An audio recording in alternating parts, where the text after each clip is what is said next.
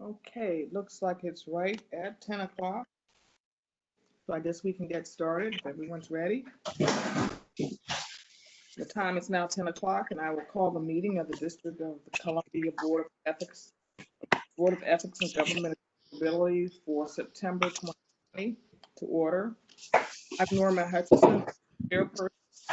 COVID-19, this meeting is being held virtually via WebEx. Joining me today for this meeting are board members Carl Cunningham, Melissa Tucker, Felice Smith, and Darren Sobin. And together we constitute a quorum for today's meeting. I don't think there have been any changes to the agenda since it was first posted. Is that accurate? Yes, that is. So, please make a motion to, I'll ask everyone to please put your phone on mute unless you're speaking. I'm getting some background noise. So would you, board member, please make a motion to adopt the agenda? So moved. Is there a second? Second. Okay, any discussion, concerns? If not, all in favor, please indicate by saying aye. Aye. Aye. Aye.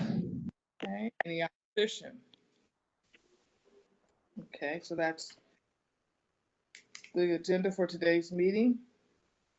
We also have before us the minutes from the August 2020 meeting. And will you please review those and then make a motion to adopt those minutes?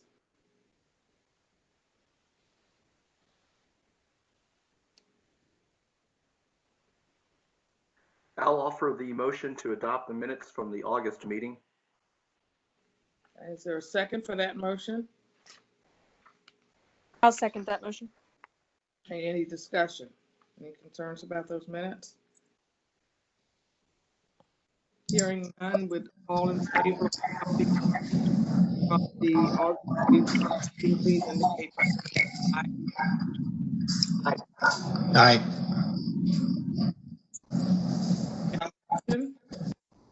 Okay. Next, we'll hear a report from the Office of Open Government. OOG Director Niquelle Allen will provide the report on behalf of the office and is appearing virtually via WebEx. Director Allen, please proceed. Good morning, Chairperson Hutcheson and members of the board. I am Niquelle Allen, Director of Open Government. I am pleased to present this report on the activities of the Office of Open Government since the last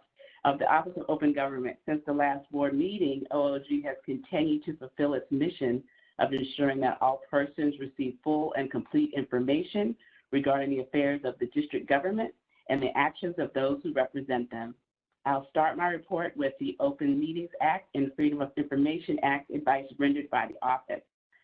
On August 28, 2020, I issued a FOIA advisory opinion regarding whether the Office of the State Superintendent of Education is in compliance with the mandatory disclosure provisions of DC FOIA that require the government to disclose certain information on the internet without a FOIA request. These provisions specifically require that agencies make final opinions, orders, and other adjudications publicly available on the internet. My findings were: 1, letters of decisions issued by the Office of the State Superintendent of Education are final opinions. The State Complaint Office is the decision maker charged with issuing letters of decision. The process of disposing of letters of decision by the State Complaint Office are adjudications as defined by statute and case law. 4, letters of decision are not advisory recommendations from the State Complaint Office to OSSI. 5, letters of decision are not pre-decisional documents that would be exempt from disclosure. And 6, that the Office of the State Superintendent of Education's current state of noncompliance with the statute is not willful. The Office of the State Superintendent of Education is making efforts to comply with the statute and has published letters of decisions from the 2 previous fiscal years and is posting new letters of decisions proactively going forward. However, in order for them to fully comply with DC FOIA, they must make all of its letters of decisions available from November 1st, 2001 to the present on the internet. The next item is the informal Open Meetings Act and FOIA advice the office has rendered. OOG continues to experience a high volume of requests for advice and assistance on open government matters since the commencement of the public health emergency on March 16, 2020.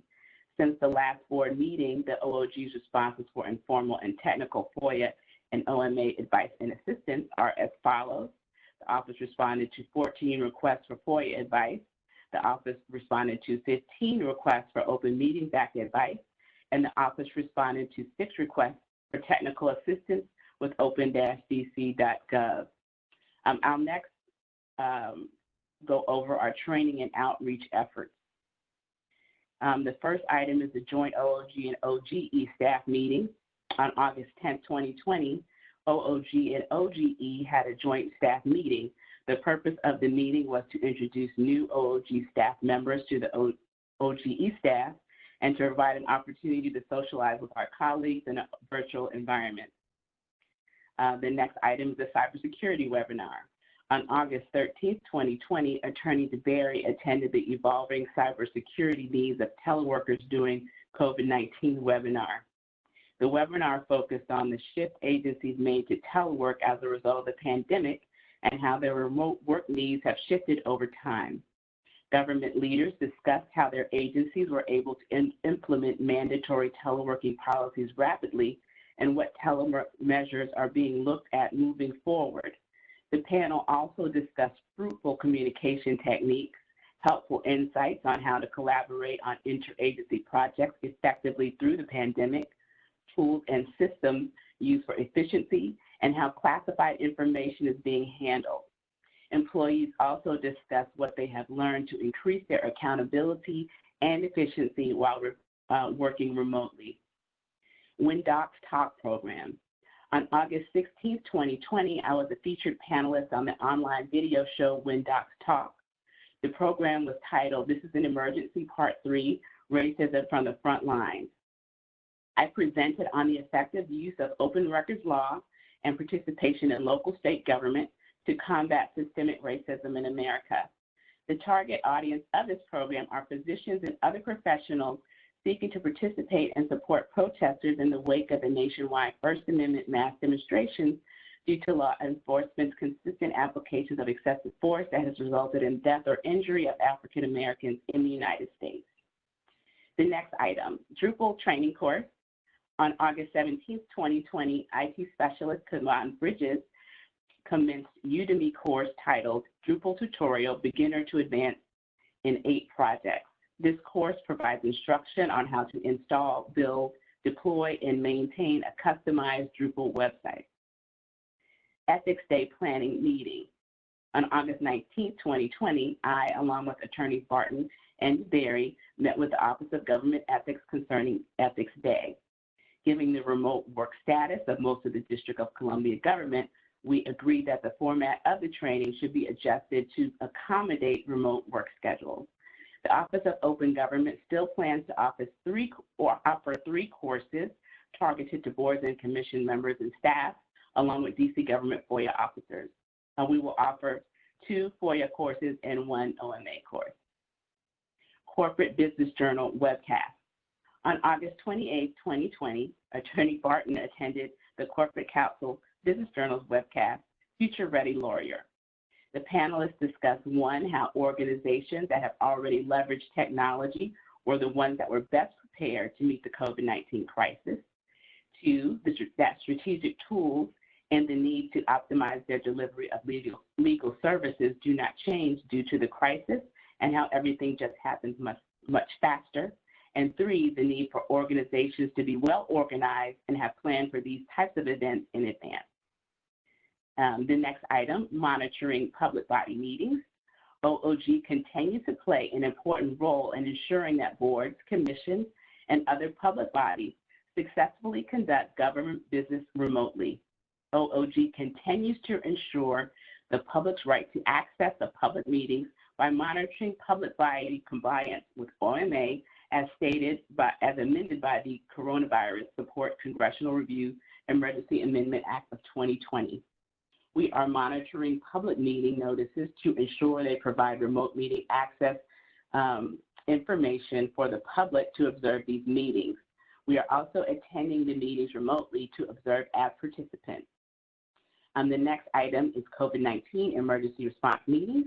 On August 17th and August 31st, I participated in the COVID-19 coordination and support plan briefing with the District of Columbia Homeland Security and Emergency Management Agency.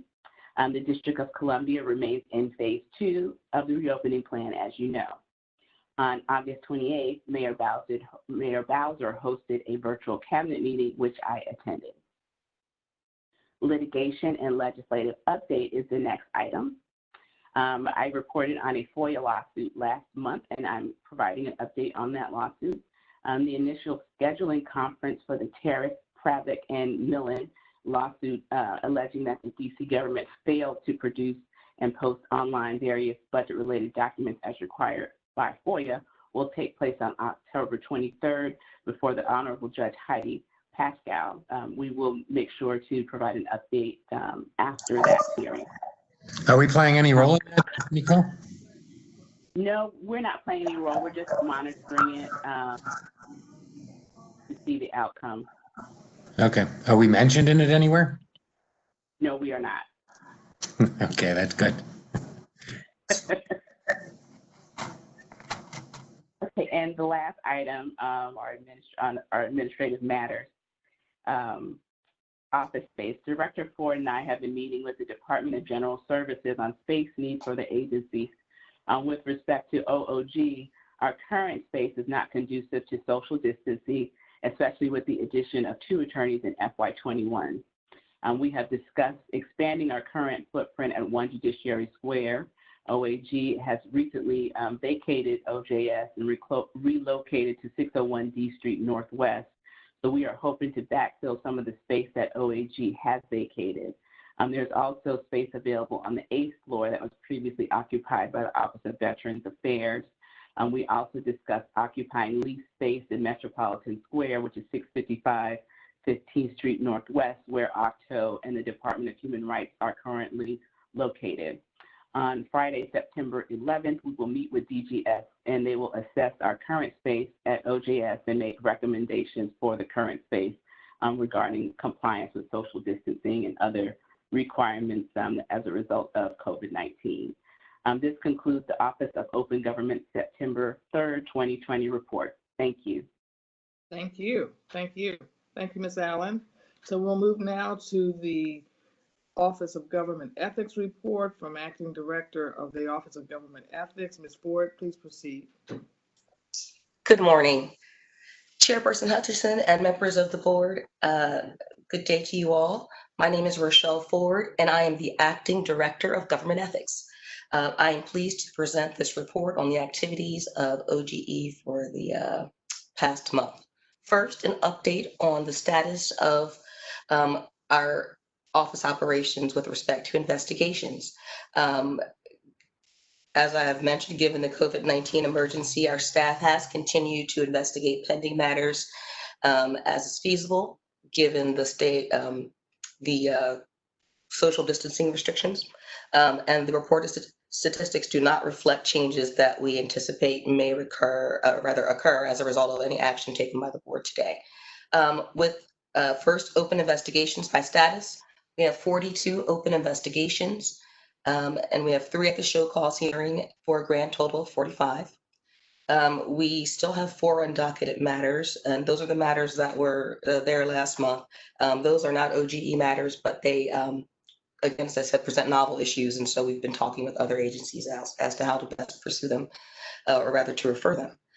Next, pending or stayed investigations by status. We have 28 matters that are closed and pending collection. 4 matters that are stayed because of an OAG False Claims Act case, and 7 that are stayed due to OIG investigation, for a grand total of 39 matters that are closed, pending, or stayed. And we have 24 regulatory matters that are pending collection. To compare statistics, compared to last month, we had 53 investigations open and 11 stayed, and this month we have 45 investigations open and 11 stayed. Next, with respect to training and outreach, First, professional development trainings attended by staff. During the month of August, OGE's investigative staff and the auditor attended a roundtable discussion that our office set up with the Office of Contracts and Procurement, OCP.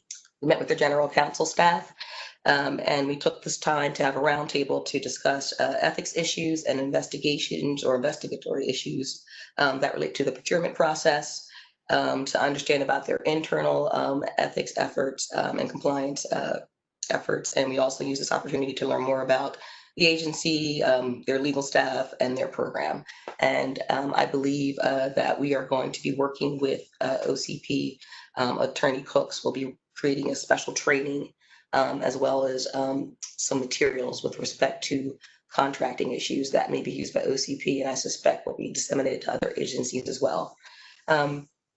Last meeting, as always, our auditor uses this time very well to complete trainings for development. And this month he took knowing when to take strategic risk, getting to the root of a problem, managing a project to minimize risk and maximize quality, operations management functions and strategies, and managing pressure and stress to optimize your performance. It's not that just that the auditor takes these, but he also applies these in meetings. And so Auditor Tajubo will attend meetings with us and provide that sort of insight. And so he's really applying what he's learning. And so we really appreciate that. Next, trainings conducted by staff. Since the last board meeting, we've conducted 2 full trainings. One was the regular monthly ethics training that we held on August 12th. And that was attended by 163 people.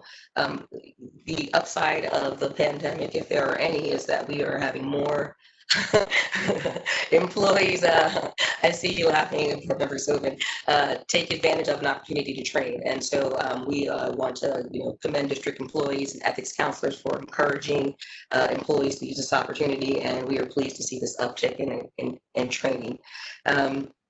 On August 11, 2020, Attorney Advisor Cooks and I provided new member ethics training for Council Member Brooke Pinto and her staff. In addition to providing training on the Code of Conduct, we also shared best practices and answered the council members' questions. So that was a very, I think, useful initiation into district government for the council member. In addition, again, reflecting the employees using their time well in general in the district, 113 employees completed their online ethics training. Also, on August 31st, OGE held the 4th monthly Ethics Counselor Brown Bag virtual discussion forum, which was attended by 28 ethics counselors. The monthly virtual discussion program was developed to implement OGE's strategic plan to improve and expand our training and outreach programs for district agencies. The goal of these regular virtual meetings with agency ethics counselors is to provide them with an opportunity to ask questions, discuss common issues, and to receive training and guidance from OGE on how to handle specific issues that come up. And we believe that these regular trainings will help to cultivate a more unified ethical culture throughout the district government and encourage ethics counselors to seek our guidance more regularly. And we are seeing almost an immediate response to these, both in terms of attendance, requests for materials that we presented, as well as people following up on what we discussed in the meetings. And we can see the calls from counselors, from general counsels, and from employees as well. So we are beginning to see a turnaround for that. The topic for this month, the past month, was the OG investigations practice and processes. And our 3 investigators presented to the counselors and were available to answer questions. And so, as I said, we have received positive feedback and look forward to doing more of these going forward. Okay. Next, advisory opinions and advice, informal advice. OGE attorneys responded to approximately 53 requests for guidance, which is 12 more than the 41 reported at the August meeting. This number does not include responses we have provided to questions regarding the lobbyist and FDS e-filing systems. OGE did not issue any formal advisory opinion since the last meeting. Next, budget. The fiscal year 20 budget, we are beginning the closeout process for the end of the budget year. As we have previously reported to the board, our office, along with Director Allen, were able to identify $71,000 to provide to the district to assist with budget shortfalls caused by the public health crisis. But even with assisting with to help with the shortfalls, we still don't see any funding pressures at all for the remainder of the fiscal year. And with respect to the fiscal year 21 budget, the mayor signed that budget on August 31st. And I have provided you all the chapter previously. Next, administrative matters. As Director Allen mentioned, our staff does continue to work remotely, although our staff members go into the office on an as-needed basis to handle mail, to handle supplies, and also, if need be, to conduct interviews. So they've been doing that on a regular basis and following the district protocols as set forth in the Return to Work Guide. Director Allen and I, as she reported, met with DGS officials on Wednesday, August 26th, to identify overflow space for OG employees. We once again provided them with the study that showed that we have almost 50% of the space that we need normally. And given the public health crisis, this is no longer sustainable for our offices. And although we had sought at some point previously in previous years to go into lease space, we've asked DGS to keep our office in mind and to work with us to identify space in 441 right now, because our need is critical. OGE staff work in an open space, and the space is not large enough, considering requirements for them to work there, and we're not able to conduct interviews. So they have been really responsive and immediately followed up that day and set a meeting to meet with our office administrator to do a walkthrough and assessment of our space, both for public health renovations and also to do a space assessment to figure out how we can use new space in the building. In addition, as Director Allen mentioned, we did have the joint staff meeting on August 10th to make sure that all of our new employees were welcomed and had a chance to connect. The pandemic, we are pleased to be able to operate remotely, but we miss the company of our agency staff, and so it was a nice chance to connect. And Director Allen and I look forward to doing that in the future. So I think that was a good experience for all of us. In addition, we met with OGE, or rather the agency's IT specialist, to begin to discuss changes for the website, including immediate fixes, adding new information to allow for more transparency and to make sure that it's updated for security purposes. And so we are moving forward with that project and expect to be able to show you changes when we come back next month. Also, just to follow up, Attorney Cooks asked me to remember to mention Ethics Day. I know Director Allen mentioned it. I did upload while we were this morning the proposed schedule for Ethics Virtual Week. So we're really excited about attendance, because we're not asking people to take a whole day off, but giving them a chance to drop into sessions. And that way they also don't have to pick and choose. They can have all of the ethics they want. We're hoping it's going to be a citywide event. And we're really looking forward to talking about how our needs change in this virtual environment and how we are going to encourage agency officials and employees to identify new risk and new concerns that are developing as the changing nature of our work, or rather as the nature of our work changes. Next is financial disclosure and lobbyist registration programs. BEGA experienced heavy financial disclosure activity during July, as the deadline to file was July 15th. By August 15th, 3,525 public filers had completed their filings, which is an 87% compliance rate. On that same date, OGE ended its grace period for the financial disclosure reporting period, and the remaining non-filers, who are designated filers, who received notices, never sought support, and failed to file their financial disclosure statement, have been assessed a $300 penalty, and they are still required to file their disclosure statements. So there are about 180 non-compliant filers, or 160 non-compliant filers outstanding. With respect to lobbying, registration and reporting, as expected, lobbying activities slowed down during the month of August. program specialist Dan Kusick held virtual trainings for a small number of lobbyists to assist them with nuances of the system.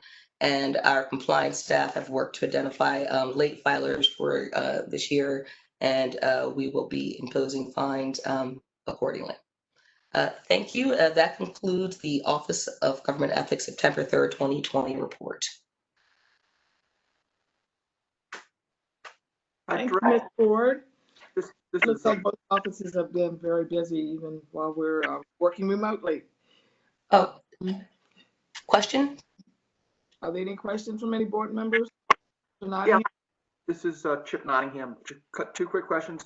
When is, we're going to do ethics sort of virtual week now? Do we have a week on the calendar? I'm not sure I Oh, caught my that. apologies. It's October 19th. It'll be the week of October 19th.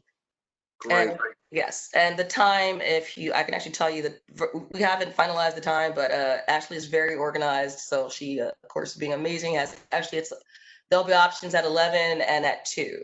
And so people will have, opportunities to drop in throughout the day.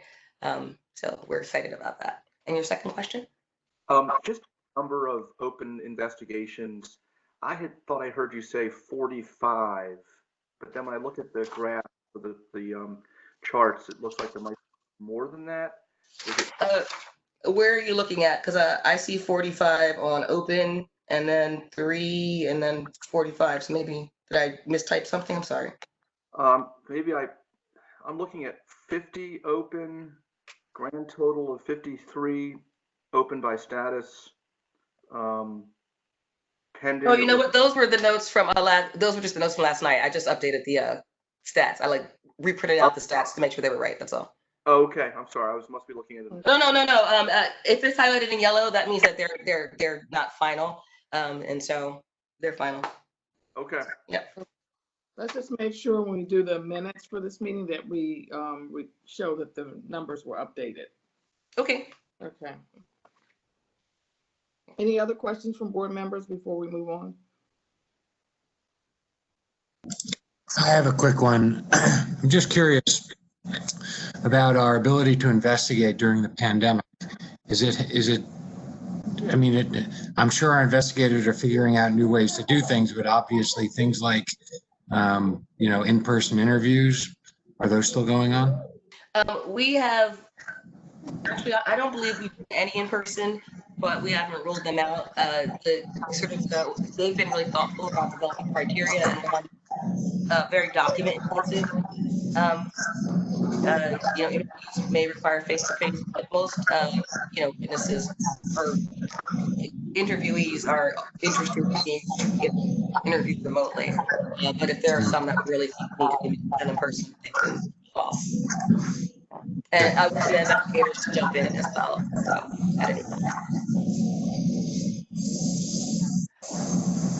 I will say that we met to discuss challenges and strategize to identify not just categories of cases that we could do virtually versus ones that we want to today, but we're also cognizant of making sure that people are aware that they could have someone else on the line, something you can't control, for example. So we're thinking about things that we totally don't foresee.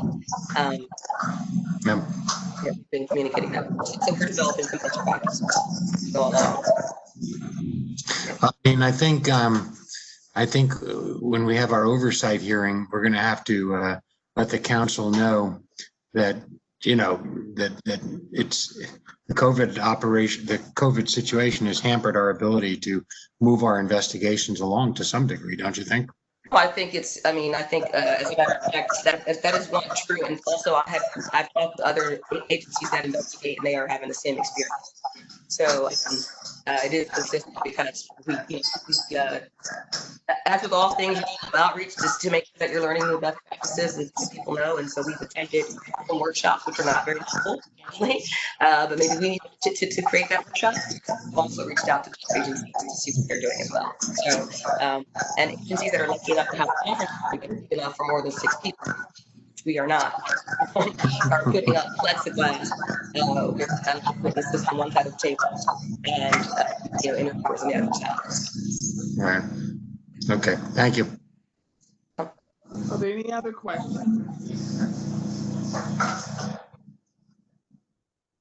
Okay, The next thing on our agenda, comment, public was invited to submit, is there someone who doesn't have audio? Is everybody else getting that? Okay, there we go.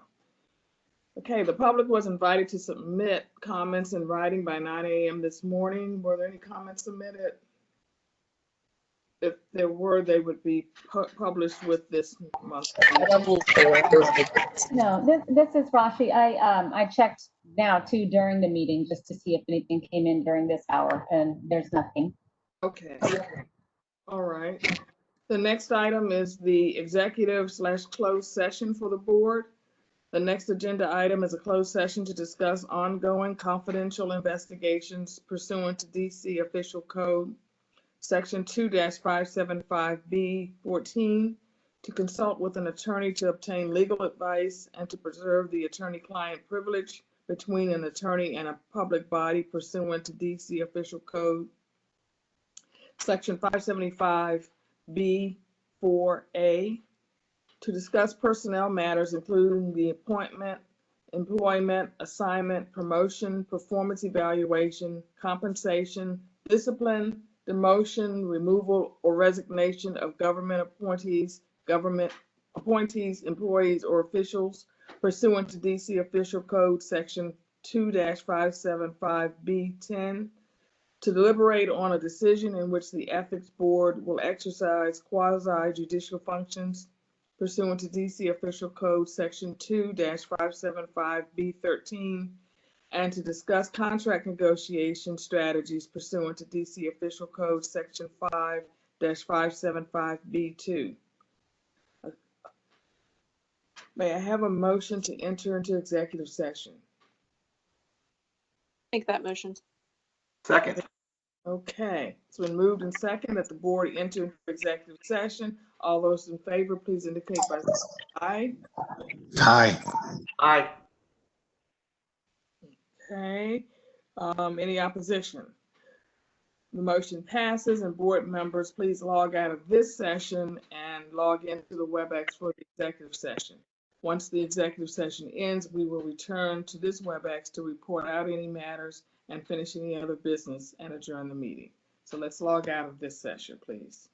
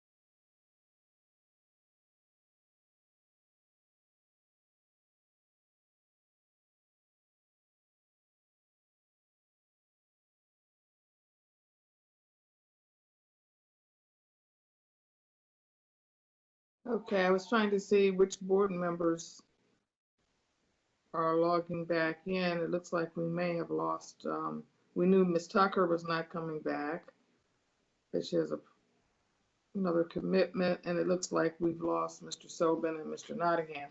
But I will just go ahead and resume the open meeting at this point. The board does not have anything to report out of its executive session. So this concludes the meeting of the DC Board of Government Accountability until our next meeting, which is scheduled for October 1st at 10 a.m. The meeting is adjourned, and I thank you all for your continued service.